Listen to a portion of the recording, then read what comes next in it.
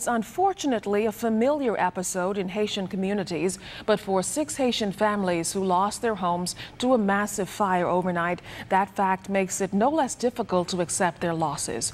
Charred debris is all that remains of the homes on the Milo Butler Highway. Fire officials raced to the scene where the cluster of homes burned to the ground, leaving 15 people, including 3 children, homeless tonight. Our Jimenita Swain gets reaction from the victims and fire officials wary of the shantytown fires. ZNS News arrived at the scene minutes after 7 last night and met firefighters working feverishly to extinguish the blaze at the unnamed Haitian village a stone throws away from the neighboring Coca-Cola plant. Officials say the fire was reported around 6:41. Sergeant Anthony Mitchell fills us in on what happened next. We dispatched 2 units to the scene. On the arrival of the first engine, we discovered that multiple single-story wooden structure believed to be in the Haitian village was fully involved in flames.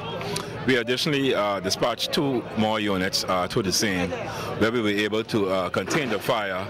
However, we received information that about 6 wooden structures were fully destroyed, and 3 wooden structures received extensive fire damages. Fire Chief Superintendent Walter Evans says besides the language barrier, there are a number of challenges when battling fires in shanty towns. There are situations where you have propane tanks which can be used and persons use them for cooking purposes.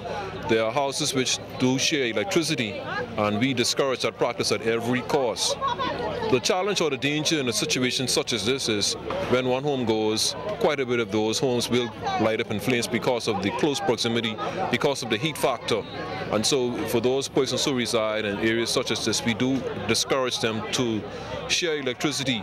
We discourage them from engaging in unsafe practices, and we do encourage them to adhere to safety principles.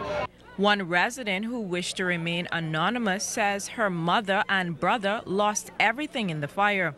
She says she was only home a few minutes before there were shouts indicating that a fire had erupted. I heard the neighbor come cause say, "Baby, fire, fire." And I say, "Wait, said your mom home?" Then I ran here. When I got here, everything was already done.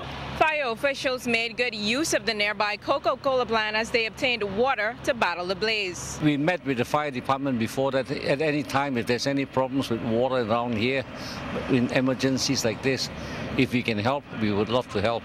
Fire officials are very concerned with the frequency of fires in these Haitian communities. These fires are now happening too often, and then most of the time the people put themselves in danger trying to extinguish these fires, and that poses a serious threat, and also it causes us to work much harder.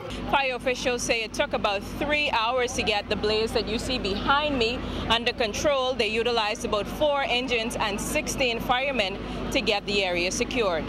Jimenita Swain, ZNS Network News.